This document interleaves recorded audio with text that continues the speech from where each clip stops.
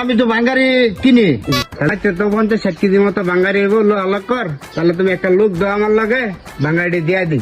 হাসেম ভাই, একটু এদিকে আসেন। কে ডাকছেন ভাই?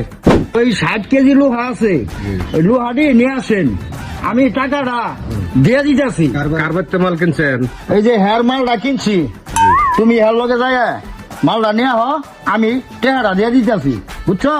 এই যে টেহাটা লয়ে যান, টেহাটা দিয়ে মালটা লয়ে যান। আমার লগে মাল দিয়া দিতেছি বুঝে।